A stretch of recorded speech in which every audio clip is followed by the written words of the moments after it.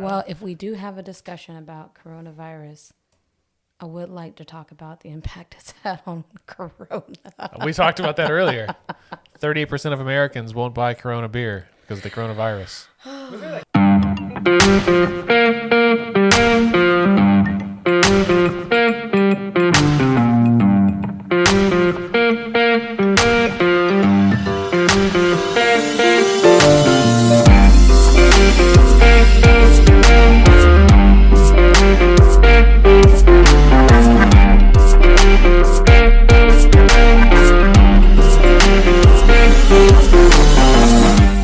Hey everybody, and welcome to Let's Pod This. My name is Andy Moore, and on today's show we're going to discuss next week's presidential primary election here in Oklahoma, how it may play out in our state. But first, we want to spend a few minutes talking about the process of lawmaking, specifically the process for how laws are made in our state or enacted in our state, both inside and outside the legislature, and a few of those rare hybrid processes known as joint resolutions. Joining me this week are Bailey Perkins. Hello, ma'am. Hello. How are you? I am glad it's Friday. Amen. Well, I guess right now, not necessarily when people are listening, but Yeah, it's Friday right now when it's we're Friday. recording. Yes. It's Friday somewhere, 5 Yes. o'clock somewhere. Also, Dr. Scott Melson. Hello, sir. What's up, man? Not much. Good to see you. Likewise. And- I haven't died of coronavirus yet. That's good. You were coughing earlier, so I apologize to listeners. I didn't get all the coughs edited out last week, so I'll try not to cough so much this week. be sure to wash your ears. And joining us new on the mic this week is, well, you were on a couple of weeks ago when I wasn't here, but intern Neil. Hello, Neil. Hi, everybody. Thanks for being here. All right. Would you rather be called Intern Neil or Neil the Intern? Oh, I think Neil the Intern That sounds good. Sounds better. Like Neil the Intern? Neil All the right. intern. All right. Can we get some we need to get some music for Neil the Intern. Yeah, by next week, Neil, here's your assignment. What is your theme music or sound effect? I'm not going to use a sad trombone. That's already taken. Sorry. And our reggae music is already taken for discussions of medical marijuana. All right. Really?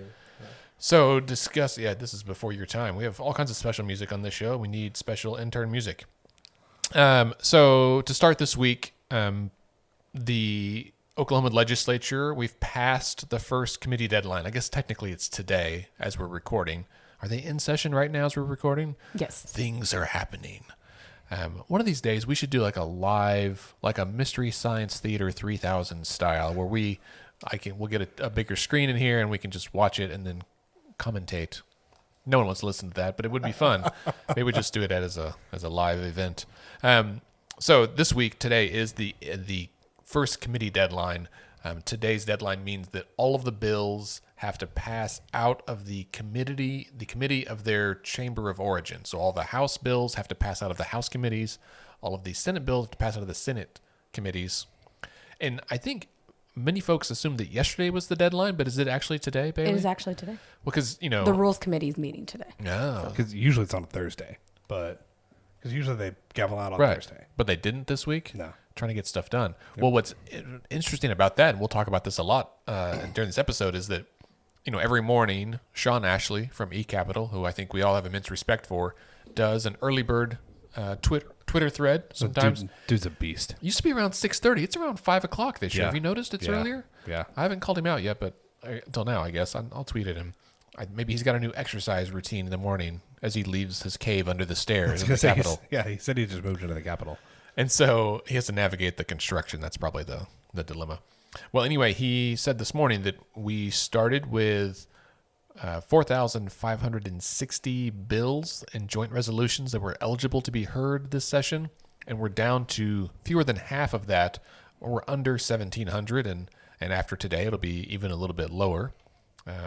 So let's start this episode by talking, as a refresher for our new listeners, both of them, about how a bill becomes a law, or how a law is made in Oklahoma. And first, we'll talk about, quote, the normal way, right? So how a bill becomes a law through the legislature. Bailey, I'm going to start with you. give us an overview of where bills come from in the first place. Where are the ideas born? Sure, there's a number of places where bills come from. So they can come in the form of a legislator's burning idea that they brought from the campaign trail when they were saying, burning law. or they said, this is the thing that's a problem that I've wanted to address, or this is something that's affected my community that I've heard from other people that I want to make a law about. The other way that they could get ideas for legislation are through the public. So that's in the form of constituents saying we ought to have a law about X. It could come in the form of organizations saying we need to have a law about this, or companies talking about this is how, this part of legislation affects us, so we need this fixed. It could also come from even agencies themselves of telling lawmakers, here's a problem that's happening in our agency, and here's what you could do to fix it legislatively. The other piece that legislation can come from is from, they call it model legislation. So model legislation is a term that references bills that come from other states. Like they were modeled after another state or after some other legislation that's out there? Absolutely. So there are national organizations that have ideas of what should be happening state to state. And so those ideas will circulate throughout the country. And so you'll see in 8 states talking about a bill that addresses X issue in the same way. And so lawmakers can get them from organizations that they trust, or they can get them from other lawmakers. So many lawmakers participate in the, I believe it's the American Legislative Exchange Council. Well, that's one. I was going to mention NCSL, and I'm trying to remember what the specific, national, yes, of state legislatures. yes, The yeah. C Council is like of- council. yeah, Yes, and so Conference. conference. conference. That's the word. Thank you, Neil the intern. Woo-hoo. Yeah, because my brain was not working on that C today. But many lawmakers participate in that forum, and they'll talk about ideas of legislation there. And sometimes lawmakers like, that's a great idea. I want to bring that back to Oklahoma. And they'll file legislation in that way. And so there's just a number of ways that lawmakers can find ideas and put things to paper to file as laws. Right. So I've also heard model legislation referred to as cut and paste or copy and paste legislation. Absolutely. And somebody did a report on that last year, year before last, Oklahoma Watch or somebody, that Oklahoma is one of the states with the highest rate of use of these, quote, copy and paste bills. To be clear, legislators will copy and paste good bills and bad bills. Absolutely. It feels like it's more bad than good, just off the cuff. But maybe I'm not aware of all the good ones. Well, I mean, I think there's a little bit of subjectivity there, right? Like there are bills that I would say are terrible that are cut and paste bills that, a big chunk of Oklahomans would say, you know what, that sounds like a pretty daggum good idea. They did that in Alabama. We should do that here, right? There are bills that I would think are fantastic pieces of legislation that we might have gotten from another state that, a substantial number of Oklahomans might disagree with me about and say, hey, they can be doing that stuff in California, but we don't need any of that nonsense here in Oklahoma, right? So, now then there are other pieces of legislation that are, objectively bad that I think most people, no matter what side of the aisle you're on, would say are not good governance, and those can come from anywhere. Those can be cut and paste bills. They can come from a legislator. They can be the brainchild of an individual legislator or from a constituent. But there's no shortage of places for bad laws. Yeah. When it's not just bills, but it's also even some of the state questions or initiative petitions that we see. Right. Many of them are from national organizations that say, hey, or for different causes that say, hey, we need a law about X. And they're putting it on the ballot in different states to address whatever issue. And so. Well, and we'll talk about initiative petitions later in the episode, but on that note, like just because it's relevant, right? So I think listeners know that I'm running a ballot initiative campaign for an independent redistricting commission, which has been done in other states. And so we get a lot of questions and honestly accusations, right, from the opposition that this is one of those things where it's going state to state. And that's not the case.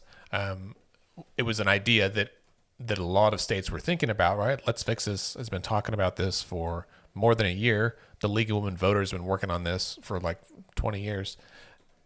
When we set about writing the policy, we looked at other states that have them and other similar petitions, states that already had commissions, to like look for best practices. We talked to, organizations and that do research on this to kind of figure out like, well, what's the best way, like what works, what doesn't, and what makes the most sense for our state. And so in that way, it was not, people said, was this modeled after anybody else? Like, no, it's not modeled after anybody. It's similar to some, like Michigan is one that it's similar to because Michigan started the same way. Like, I think as I've learned since we launched this, and then people reached out, and Scott and I got to talk to Katie Fahey, who was the girl that ran the Michigan campaign, and her story is very with their thing is very similar to mine with Let's Fix This. That it was a grassroots thing that she did by doing a Facebook post, and it took off unexpectedly. And so just because things look similar doesn't mean they always are similar. Anyway. Well, I'm glad that you brought that up because it's important for our listeners to remember that our states are laboratories for democracy, and having the ability to hear from other states and different campaigns on issues allows us to see how did that work in this state, right? What did it look like? What were the challenges and barriers that the folks running that campaign, or when it was passed, after implementation, what were some of the challenges that folks ran into when it was time for implementation? So that way you're able to figure out how can we make this thing work in Oklahoma to address the need that needs to be met, but do it in a way that fits for Oklahoma. So. Right. It's always funny to me too that, on any given piece of legislation, people will say, this is already a law in 12 other states. We're not first. And then the next thing they'll be like, only 12 states have this. Like we're one of, and so the numbers are, the rules are made up and the points don't matter. Right. Scott, real quick, give us the run through of the basics of the steps that a bill would go through in the legislature. And with the caveat that there's a bunch of teeny in between steps. Yes, lots of asterisks of like other circuitous routes that they can take. But what's the most simple? So generally speaking, and we're going to talk about like House bills or Senate bills. This is not joint resolutions or concurrent resolutions or those sorts of things. Right, those are all the asterisks. And this is also not the budget. But let's just say, so that's like, that's a whole other thing. So assuming it's not a joint resolution, not a concurrent resolution, and not the budget, it's just a bill, a law. So what would happen is you'll have a legislator, and they get an idea from somewhere. Maybe it's from their own brain, a constituent, like Bailey just one of those said, places, right? They have this idea, like we need to say that, all, trucks in Oklahoma have to have 4-wheel drive. Okay. So they'll get together somebody to write the language, and the language can come either from like a lawyer or a staffer in their office, or they can find the language from somewhere else. Maybe they get the language from the lawyers for the Truck Manufacturers Association. Okay. And they put together a law, and then they file the bill before the session starts. So they have a filing deadline where they have to put out there all the pieces of legislation that they want to run. Then the bill will get assigned to a committee.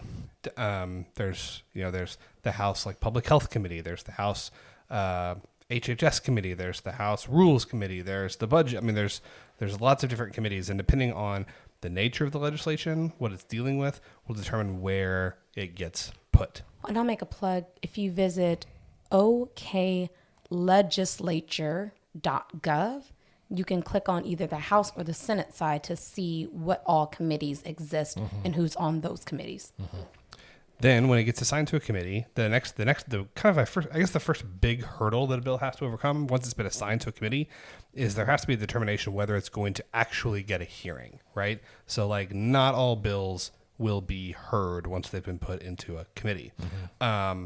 Reasons why you wouldn't hear a bill, maybe the chair of that committee or the leadership of the chamber of origin doesn't want the bill, right? They don't like it. They don't want it. We're not going to do this. So they can just decide we're not going to hear it. The next possibility would be that, maybe it's a bill that it's not a high priority, right? Like maybe it gets assigned to House Committee on Public Safety, and they've just decided, we've got 200 bills assigned to our committee, and trucks being 4x4s is just not something that's a priority. So sorry, it's not that we don't like the bill. We just don't have time. But assuming the bill gets heard and it passes out of the committee, it will then go to the floor of the House in this case. It has to pass the House.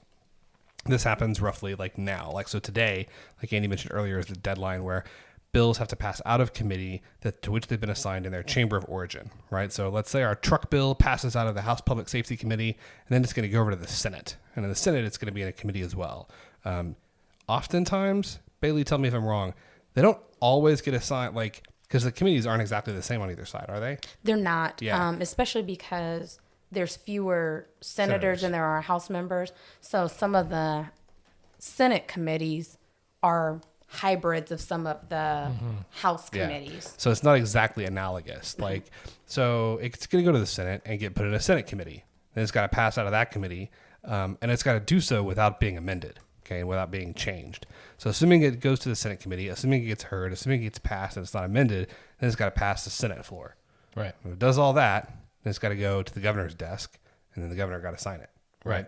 Now, there's like a million things that can happen in that process that change it or muck it up in some way or another, but that's the basic. But there's issues of title, there's issues of amendments, committee substitutions. There's all kind of stuff that can kind of change how that process works, which allows legislators to, move a bill through the process without it kind of automatically going to the governor once it's passed. You can do that by taking the title off of the bill. There's stuff that you can do to, say a bill passes the House and the Senate. It's like, man, now we have to deal with this. Politically, it would be a bad look if we don't pass it, but we don't like the policy. So we're going to add an amendment to it that we know the House won't like. And then when it gets amended, it'll go back to the House, and then the House has to pass it again and see if they can stomach the amendment, although the author has to agree to the amendment, right? It just gets it's very complicated. Yeah. But it's really I cool. always compare it to an elimination game show to help give a visual of what That's a great analogy. the process looks like. I always compare when I do workshops on advocacy and how things work at the Capitol.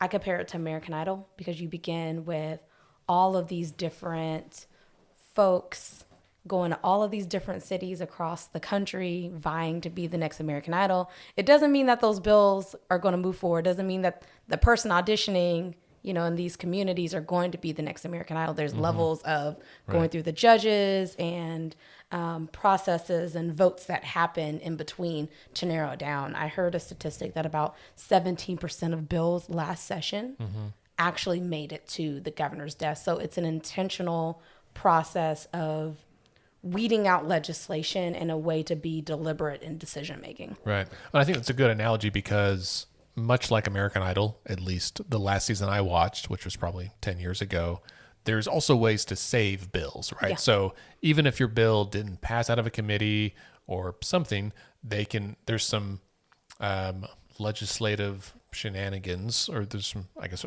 appropriate, whatever the word is, but there's ways to save it, and they can say like, well, we'll reserve it, or it'll stay the property of this committee.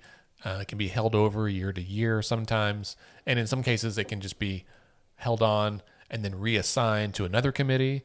And then it can, even bills we thought were dead can be held for reconsideration, which means they can be brought up again way later in session, even in a committee that has nothing to do with the bill seemingly. And they can amend it by injecting other language into it. And we like to refer to those as zombie bills. Yeah, and I do love the zombie bills. It gets exciting at the end of session every year to see what's going to come roaring back that you thought has been dead for 6 weeks. But one thing that I would say that, a big topic of discussion in Oklahoma politics and Oklahoma governance for several years, but especially in the last 18 months, has been this idea of efficiency, right? We want to improve the efficiency of the government. And talking about the process of how legislation works its way through, I think is a really good illustration about how there are times in government that government is very inefficient by design, right? Like the most efficient way to make a law would be to have one person, you could call them a king or an emperor, say, this is the law and I have decided. That's super efficient. I think we would all agree it's probably not good. So that's in like most cases. executive orders. We hear about that sometimes, right? Right. But this is a process where it is very inefficient at times, but that's supposed to be in the public interest because the slowness and inefficiency of the process allows multiple checks to make sure that the interests of the public are being, well, it's supposed to mean that the interests of the public are being held to that are being held as the highest priority, not what an individual legislator or advocacy group or whatever feels like is the best policy. Right. So I want to kind of, in the interest of time, we're going to skip over budget bills and JCAB, the Joint Committee on Appropriations and Budget. Looks like we could do a whole podcast. That's exactly why we're going to skip it, because we could do it. And we will, I'm sure, later in session when JCAB becomes a bigger part of our conversation, right? There's always fodder for discussion there. But related to JCAB is another thing called shell bills. Neil, do you know what a shell bill is? Yeah, I think so. What do you think it is? It's a bill that doesn't really do a lot. It's a pretty short bill, and it kind of just says, it's a few sentences maybe, and it, maybe declares something or authorizes something without a whole lot of language in it. Right. Yeah, that's exactly right. So it's a bill that's a shell for other language, and they're always called something fun, like the Oklahoma Beverage Modernization Act of 2020 or the Oklahoma Insurance Modernization Act of 20, something like that. And every session, there's often hundreds of these that are filed, and they file them on purpose because they know It's like a place marker almost. it is like a place marker. And I'll be honest, like, I get it, but it always irks me a little bit that it seems like this is like a way to circumvent the actual rules of all the other bills, right? Like, if you know you're going to need it, why don't you just write the bill? And they will say they didn't have time and they're still working the language out, and I get it, but I just don't like it. So the reason I want to bring up shell bills is because they're a big part of the legislative process every year. And yesterday, there was an interesting turn of events, somewhat unusual, in the House Rules Committee. Now, we have often joked that the Rules Committee in both the House and the Senate is where bills go to die. Often they are assigned to the Rules Committee and never heard from, right? And that's kind of a joke. I think it was Trace Savage from Non-Doc who said that, that's where bills go to die. But maybe now it's where bills go to fly. Because yesterday... Where's the rim shot? Oh, yeah. Belated. Thank you for I was too busy making the joke. That's not mine. So yesterday in the Rules Committee, they had basically a consent docket, which is not uncommon. They do this for the Pardon and Parole Board, right? They do this for lots of things. A consent docket is where they say, okay, here's a list of, in this case, 40 bills. We're just going to vote on these with one vote to approve them all. And what was unusual about this is that according to Sean Ashley, who's been doing this for about 24 years, he can't recall a time this has been done. Someone said, well, it's in the rules. Sean looked it up. It's not actually in the House rules. But it's not against the House rules. Right. I wish the law applied this way, where it's like, it's not against the law, but it's not really legal either. Like, it's an ethical gray area.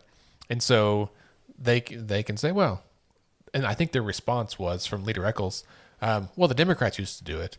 And I want to be like, what? Are you saying that you're a Democrat now? Like, what a funny argument to make. Like, well, they did it. It's okay. That's like when my kids... What did Leader Eccles say when you said that to him? I haven't said that to him, unless he listens. Hello, John. But it's like when my kids fight, and, one of them, I get on to my son. He's like, well, she did it too. And I'm like, well, two wrongs don't make a right, right? So luckily, Mr. Savage had tweeted, he was like live tweeting this meeting yesterday, and he listed all of the bills that were on this consent docket. And so I went to look them up today, and I spent probably an hour and a half working on this. And I went through all of them first, and I just said shell bill, because they were all shell bills, as Neil just described for us. And then it occurred to me that I had not clicked on like the amendment tab. I was on the legislature website where you can look up all the bills. And I was like, oh, dang it. And I texted Scott, I'll have to go back and do that again. So I went back through, and sure enough, all the bills have actual language. That language was inserted at the committee. So basically they came in and said, here's 40 bills that didn't have language yesterday. They all just had a title like the Insurance Modernization Act, and it didn't do anything. It just said, here's the bill, a bill about this, here's the dates effective. And they said, we're going to amend it. Here's the new language, strike everything else. And without ever discussing any of them, they were just going to approve the whole chunk at once. Now, again, aside from being unprecedented, there's some pros and cons to this, right? Like, Scott, you and I you said you have mixed feelings about it. What are those mixed feelings? So, I was never watched a lot of The Simpsons, but was it Homer Simpson who always said, what really grinds my gears?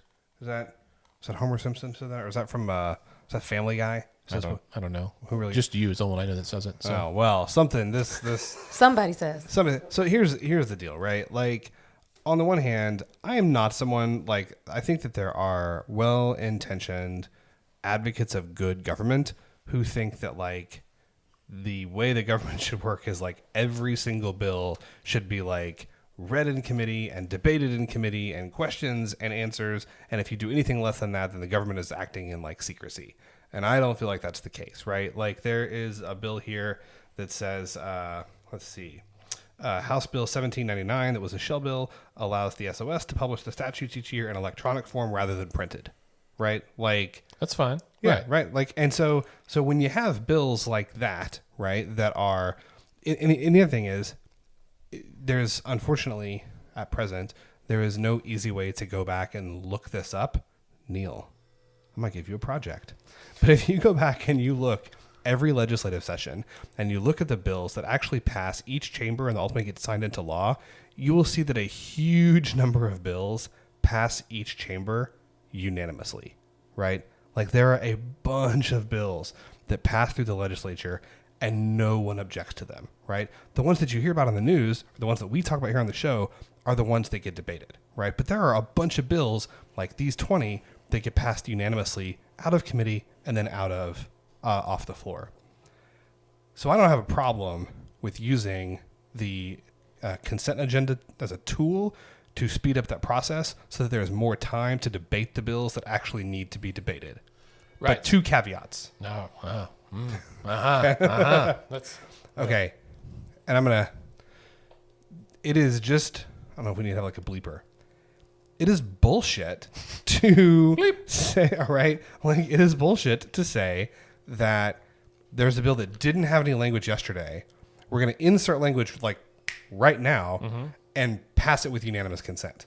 Like that's if they all knew in advance, you'd be okay with it. Is what you're saying? Like if they're like, hey, we're gonna put all these on there. You knew about them, and then tomorrow we're just gonna vote them on as a block. Yeah, I think that's fine, right? Like, and that's what I said to you was that like I was like, if I look all these up and these are just like creating new license plates or tax write-offs or something like that are really process bills, right? Fine, but some of these are not. Right, like some of these are bills. Like there's a bill under here that reorganizes the Oklahoma Department of Mental Health and Substance Abuse Services and consolidates that under the Healthcare Authority. That's a big deal, right? Like gets rid of positions. Yeah, like eliminates the commission. I mean, like there's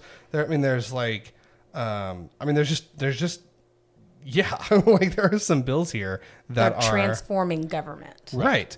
Like that is not what the consent agenda is for.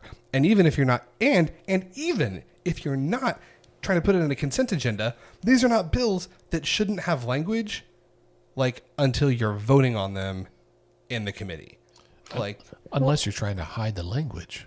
Well, in a couple of podcasts ago, we talked about when the governor made his State of the State address about some of these ideas of government consolidation, that what happens to them is dependent upon how it's designed. And so this is definitely an important area that should take legislative deliberation, but also input of the stakeholders and other experts who will be impacted by the consolidation of these state agencies, these critical state agencies that impact the lives of hundreds and thousands of Oklahomans on a daily basis. And so to your point, it is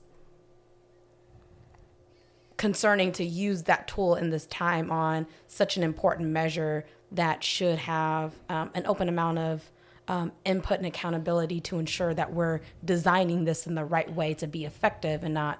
Right. Right. And it's not to say that these will not be discussed down the road. Certainly these will go through the floor and likely be discussed. If they don't discuss them on the floor, I'm going to have issues. But I think I get them trying to move it along, and I get that they have an enormous number of bills they got to hear every year in a short amount of time to do it. However, there are other ways to deal with that. They could limit the number of bills.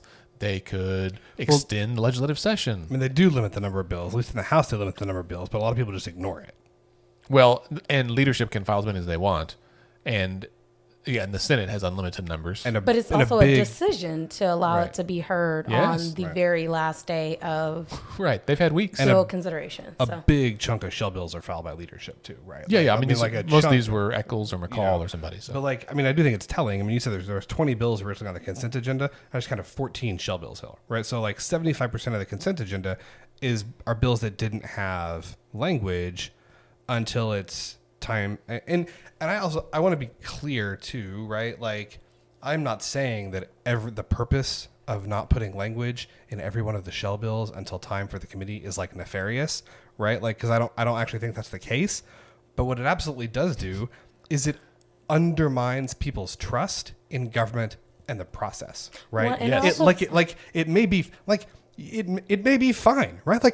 I don't know that it's critical that every legislator have access to the bill that says you allow the SOS to publish the statutes each year in electronic rather than printed form a week in advance.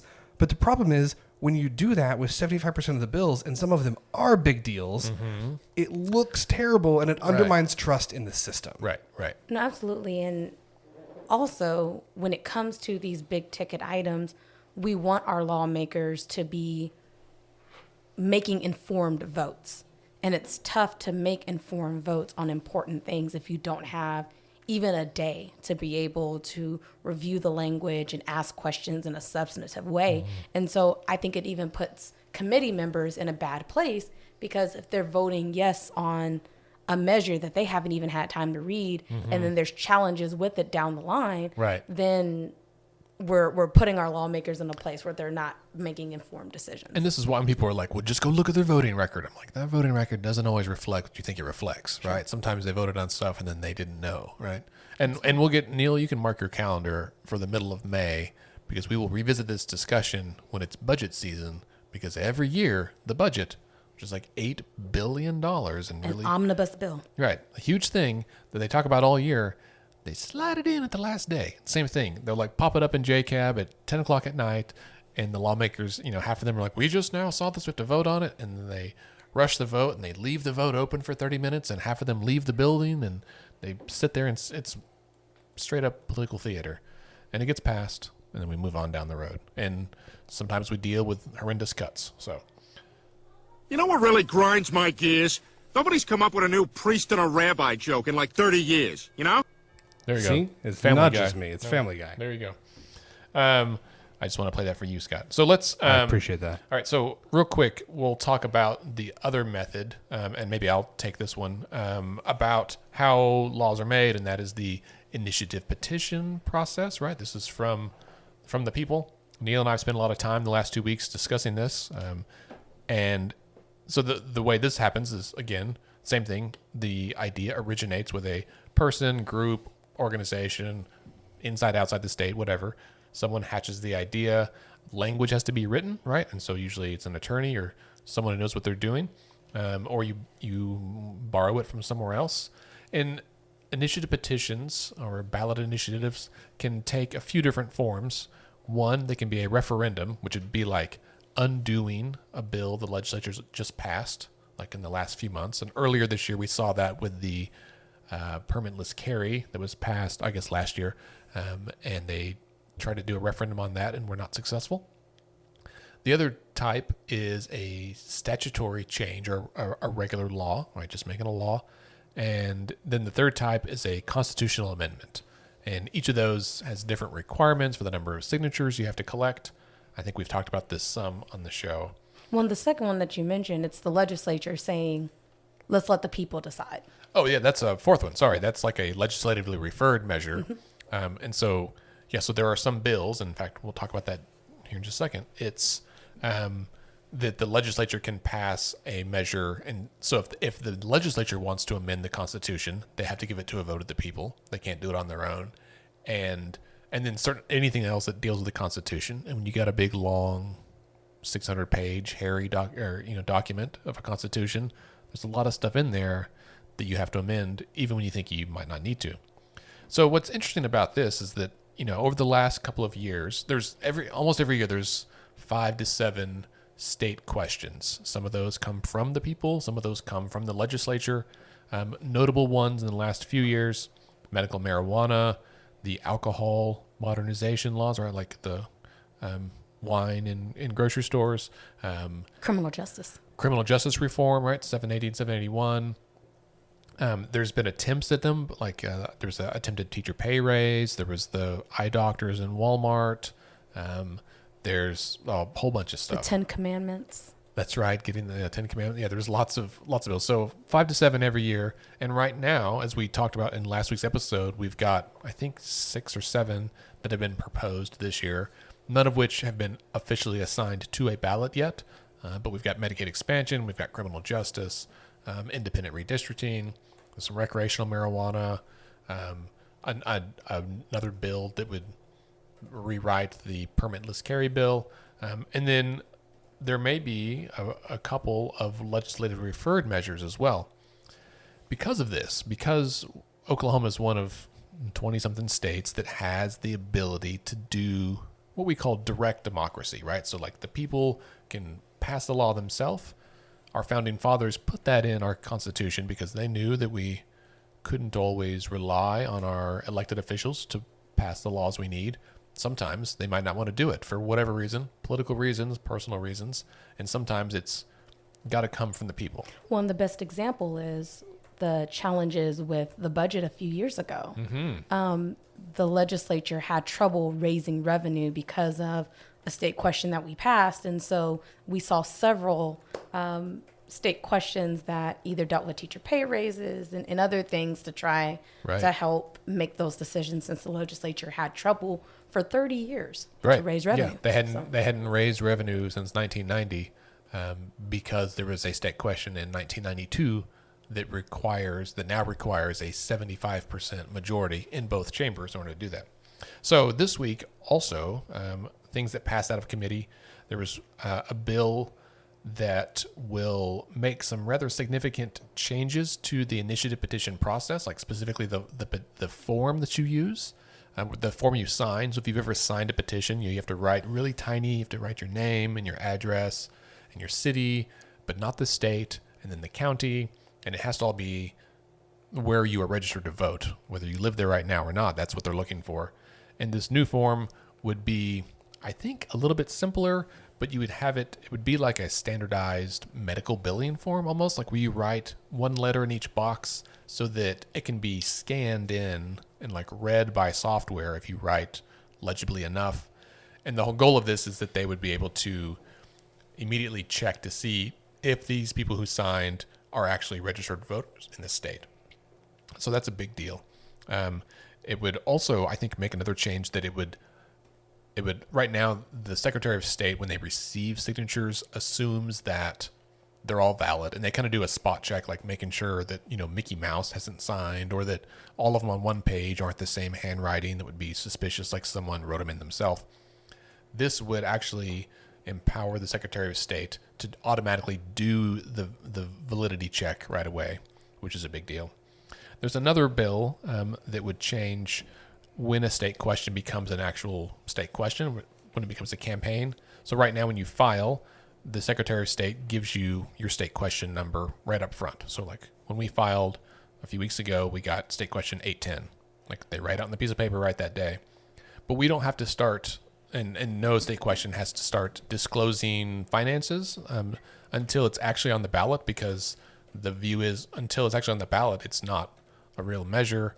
And this would change that to be upfront. So it'd be like the moment you file, which I get. That's the same thing with like candidates, right? Like once you file your candidacy, you have to start doing disclosures from then on. And so it's the same kind of thing. And then perhaps more interesting, there is a joint resolution, the Senate joint resolution from, I forget who the senator is, but it would call for a constitutional convention. And we mentioned this, I think, last week. I'm optimistic, right? I think most people agree that there's some things that need to be done to edit it, right? And we have this huge document. And actually, by state law, aren't we supposed to have a convention every 20 years? Yes.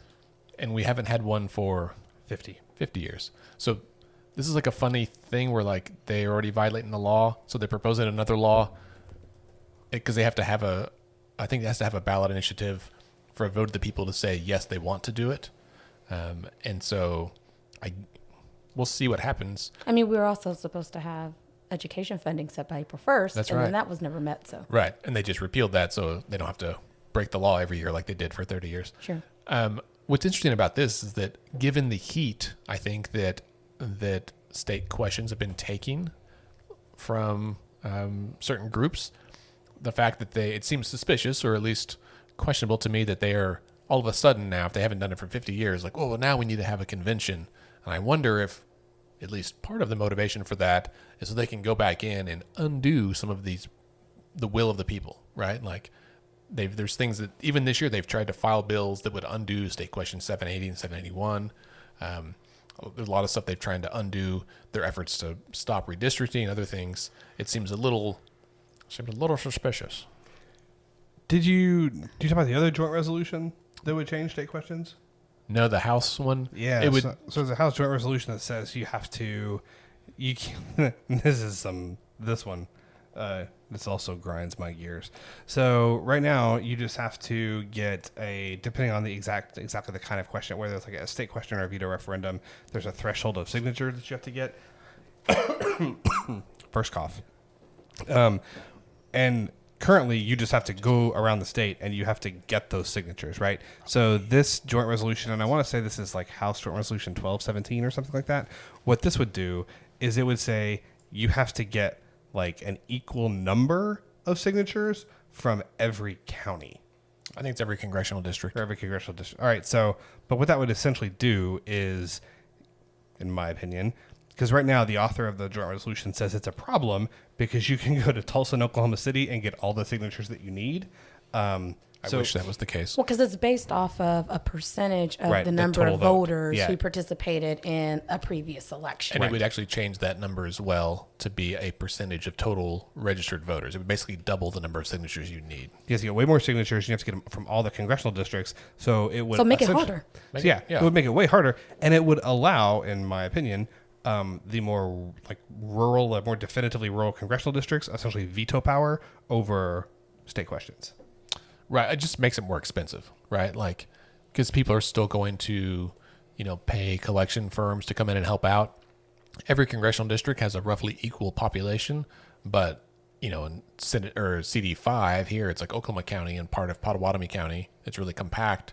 You can really hit a lot of folks as opposed to driving around District 2 that spans like 30% of the state and trying to go to small towns and all that. So it's still possible, but yeah, much more harder. And I would argue it essentially like guts and like eliminates the initiative petition power, which is what they're trying to do without doing it because Oklahomans really care about that. Like we believe that the will of the people is important. And so, Well, and that the people should have the opportunity to weigh in on decisions. And so it means that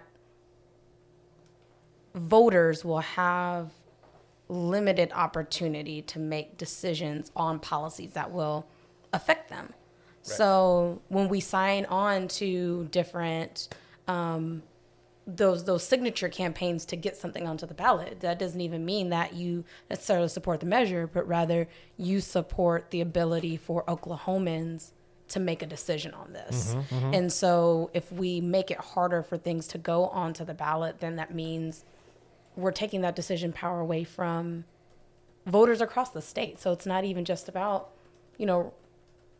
urban areas, but Right. now Oklahomans won't be able to have a say on whether or not they want X issue that's being brought to right. the ballot. Right.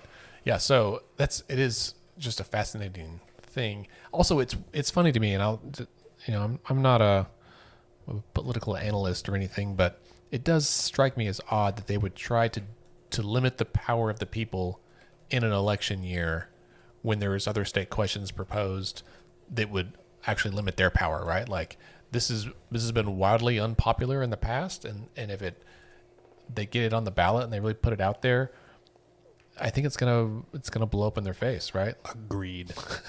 All right. Well, enough about how bills become laws and how laws are made. Let's take a very quick break, and then we'll come right back and talk about the primary election in Oklahoma.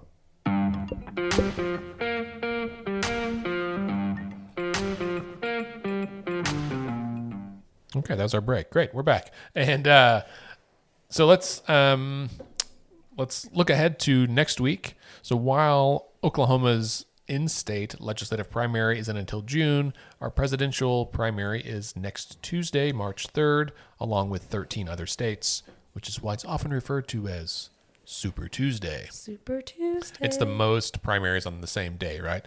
And so it's a big deal. So there are roughly a bajillion people that are actually running. There's primaries in both parties. And before we go into that, I think it's important to remind the listeners that early voting is taking place. And so started on Thursday, is that the 27th? Yeah, yesterday. Yeah, so it started yesterday, the 27th. And then today on the 28th, tomorrow, Saturday, the 29th. And so if you go to ok.gov/elections, you can see where you can get information of where you go to vote, because you go to your county election board to vote early. And then on Super Tuesday, which is the second, right? Second or third? The third. So March 3rd, then you go to your actual polling place. And so go to ok.gov/elections to get the details on where you need to go. And you have options to either early vote or go vote on Tuesday. So I will say that there are, as I mentioned, there are, and you voted today, Bailey. I see your I did. I got voted my sticker. Since I recently became a notary, I just purchased a roll of I voted stickers on Amazon. Should be here today, so that I can give people their sticker if I notarize their absentee ballot. Oh, that's really cool. Nice. I'm excited about that. So on Tuesday or this year, there's a primary for both parties. Although we're not going to really talk much about the Republican side because we all assume that President Trump Is going to be their nominee. Yeah, I think they're fair. Fair. Yeah, fair guess. There is a candidate running named Zoltan though. Oh, there's like 5 people on the Republican ballot. Yeah, but isn't Zoltan? What movie was that? Zoltan. That did a little hand thing. Don't mess with the Zohan. Wasn't that a movie?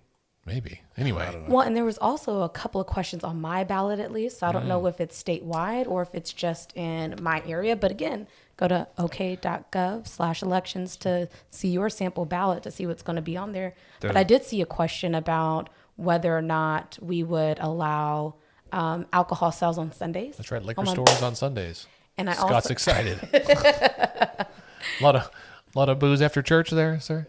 Well, not now. And then for the listeners in Oklahoma City, there's one about I believe a penny sales tax. It's like a tenth of a penny. Tenth of a penny to go towards local parks. Right. So, yeah. for And that Parks was Fund. an initiative petition at the city level, which I just learned you can actually do. So, Lots of ways to get engaged in your government. Government's great. Right. And it's, yeah. So, looking at then the main event, I guess, for the primary season is the Democratic primary, right? And there's been a bunch of debates on TV. That's been Just a couple. That's been a shit show, I'll be honest. That was I haven't even watched a whole one in a while because they've been a little intense. You see Bloomberg saying he bought 29 houses. Yes. We could have a whole other show just with hot takes about what's happening there, but there's plenty of those shows out there.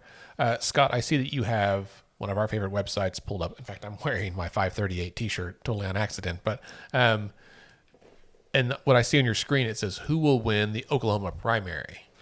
Well, I want to talk about the 538 forecast. So I am curious. I mean, we're gonna cheat here because I've got it pulled up, but I'm curious. Neil, You're hearing from folks your age? I would say you're in the young. You're a young person. Neil Yeah. can't vote. I know you. I'm 1 month too young to vote in the primary. How much Well, does that that's suck? some. I mean, that's some. He can BS. vote in the general, though, right? That's I some- can vote in that's the some- general. But that's are you some- pre-registered? Because you can pre-register and be For- ready for that general. I'm not registered yet. Well, I well, will We're gonna get make on that happen. We will take care of that. But I mean, he can't. But I'm sure you got a lot of friends that can vote. He's in the young person. Who the people you talk to? Who are they thinking they're going to vote for? So I have a lot of friends. I think my friends are mostly either Bernie supporters or Warren supporters. And Buttigieg is popular, I think, a lot among some people I know who maybe aren't as politically involved as other people. I haven't heard a lot of Biden or Bloomberg. I don't have any friends who are Bloomberg supporters. I mean, everybody's, I think his advertisements have become kind of a funny thing for people my age. People kind of make fun of them. They're Sure. everywhere. The folks your age that are pulling for Senator Warren or for Bernie Sanders, what's the reason? Why do you feel like those two candidates are popular among the young folks? Yeah, so I think Bernie got a lot of became very popular in 2016 when he ran in the primary among people. Almost all my friends that were Democrats were people that would have supported Bernie over Clinton in the 2016 primary. So I think he has a lot of goodwill already built in among people here, especially younger voters. And I think with Warren too, I think people are kind of they're not really excited by Biden, or especially, I mean, I don't know, everybody is excited by Bloomberg, but they don't get Republicans. out of bed. Yeah, well, I do have some friends who are Republicans, but the people that are Democrats, they don't really get out of bed for Biden or Bloomberg, but there is more of an appetite for Bernie, Warren. My kids that my age are going to be going to college soon, so a lot of them are interested in free college or getting student loan debt paid off. Because I know a lot of people that are looking into student loans right now. Medicare for all, healthcare, those kind of signature Bernie Warren policies, I think, are popular. Sure. And Billy, I was going to ask you, like, you're in your circles, your community, people you talk to, who are you hearing? Well, the fascinating thing about looking at Democrats, not just in Oklahoma, but across the state, there's just such a wide range of where people are falling and how they're making their decision on who they're going to vote in this primary season. So I've read folks who will support Bloomberg because they feel like he is most equipped to pair against Donald Trump in this season. But I've also heard of folks who are Bernie supporters because of some of the reasons that you mentioned. I know of some folks who are Biden supporters, who are moderate Democrats. But then there are a lot of people who are encouraged by Pete Buttigieg and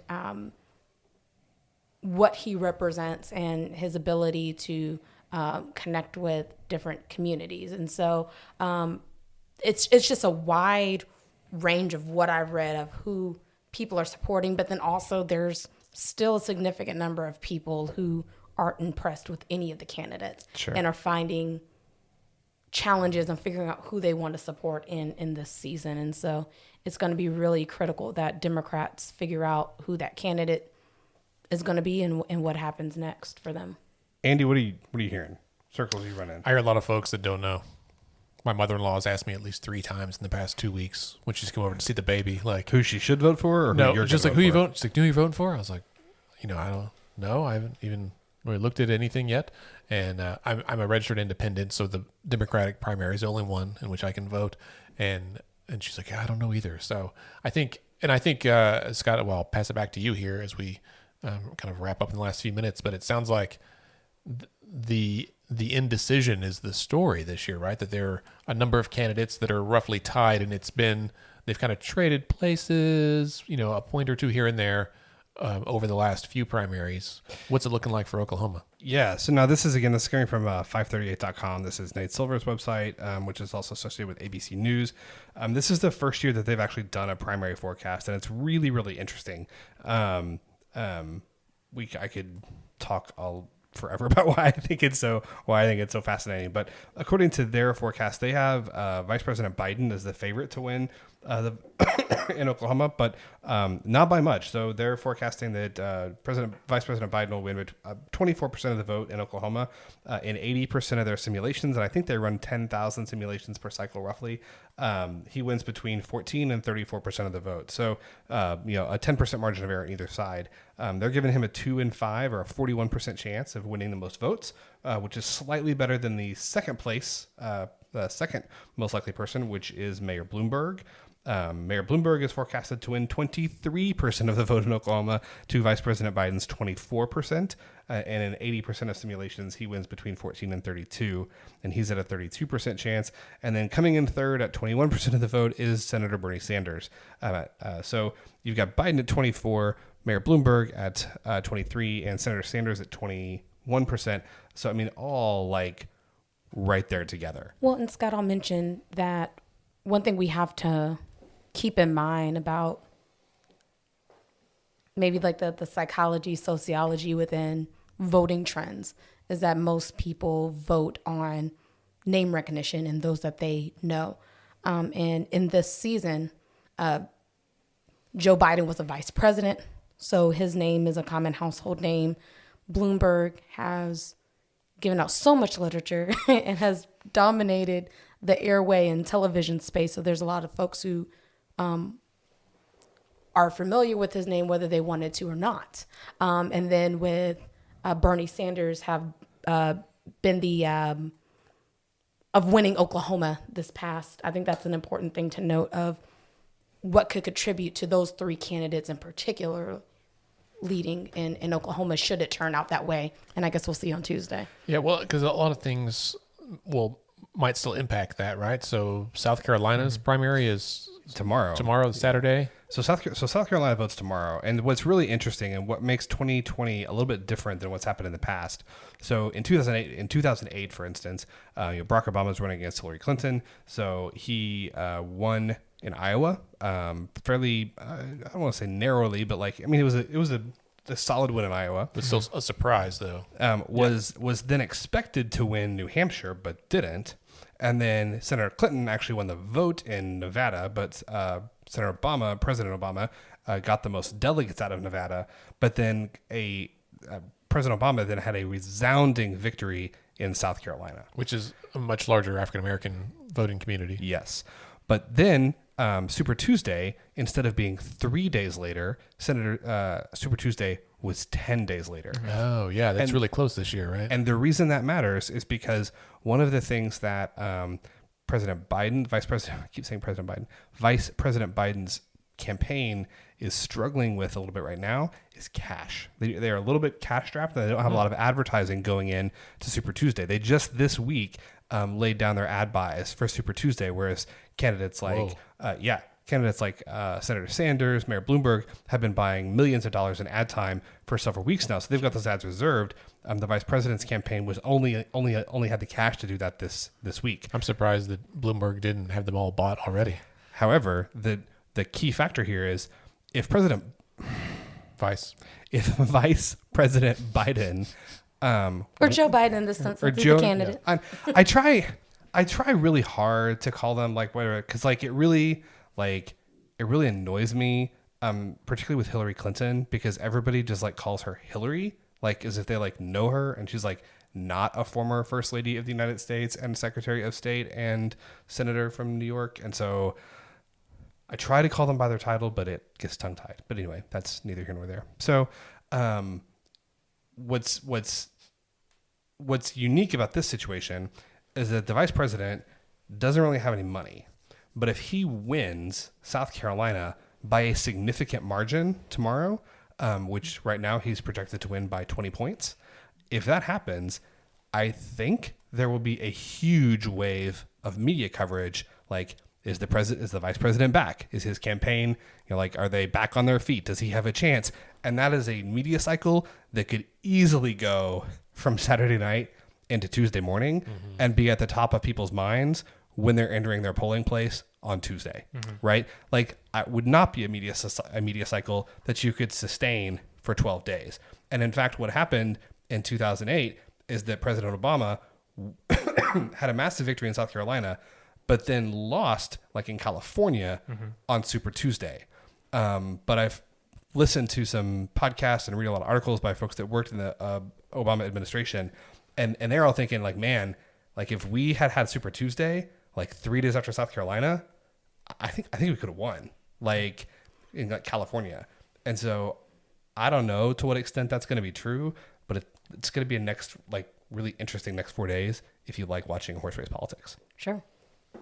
Yeah, I think it's going to be a really interesting day next Tuesday. So I guess we'll just find out. Who knows, right? Like this whole cycle has been a little weird to me. It has, and like, Andy and I have our like perpetual, never-ending 24/7 text stream about all this stuff, and like lately it's been like debate night. I was like, "Are you watching the debate?" I'm like, "No, man, I just can't." He's like, "Yeah, I'm going to bed." Yeah, but like, I was like, "I'll keep you updated," and then I went to bed at like 8:15. But then like in the last, really honestly, like in the last week, I've like, as it's gotten kind of closer to Super Tuesday and the horse race has gotten more interesting, I'm in it now. I'm like reading everything and on Twitter all the time because I have my own like who I think I'll vote for and who I would really like to see win and who I think will be the best president. But at this point, like no matter who it is, I just like really, it's just exciting. Yeah, and I think politics oftentimes can become sports in a way, and it feels like for a lot of these guys that don't have as much money, like Biden, South Carolina is kind of an elimination game for him, he's kind of bounced back, but if Bernie's able to, win, which, a couple of days ago he was tied in South Carolina, it's very possible Biden, you were saying, doesn't get any of the money that he needs to, advertise in some of the Super Tuesday states and in New York and some of the states that are later, a lot of the other moderate candidates, Klobuchar, Steyer, this is kind of their last chance to make a statement before they just run out of money and they can't keep going. Yeah, Steyer's dropped more money there than anybody else, I think. Dude, that guy, he needs to go away. Well, I guess by next week we will have found out who the winner is, unless we're all dead in a coronavirus outbreak. We should have an episode about the impact of the coronavirus on the electorate if 2% of the population dies or something. Or the impact on Corona. Right, that's right. That's right. We saw today, CNN International had tweeted that 38% of Americans would not buy Corona beer because of coronavirus. The two are not connected, as I'm sure our listeners all know. Anyway, that brings us to the end of this episode. Thank you, Neil the intern, Bailey Perkins, Scott Melson. Thank you all. Don't forget to subscribe and rate the pod on Apple Podcasts and on Spotify. You can connect with us on Twitter and Instagram at Let's Fix This OK. Scott is at SC Melson. Bailey is at Bailey M. Perkins. Me, Andy, is at Andy OKC. Neil, are you on Twitter? I am on Twitter. Do you want to share it? You don't have to. I'm okay right now. No, that's good. I don't know if there's rules about minors on Twitter. Well, and then you can also like us on Facebook, facebook.com/Let's Fix This OK. Our website's letsfixthisok.org. Check out all the details on there. We're working on a big renovation of the website, so stay tuned for that in hopefully a few weeks. Our theme music is Rhino Funk by the artist So Down. Let's Fix This is a nonpartisan, nonprofit organization who strives to educate and equip all Oklahomans to engage with their government. We encourage you to get involved any way you can. Remember, decisions are made by those who show up. Don't forget to vote.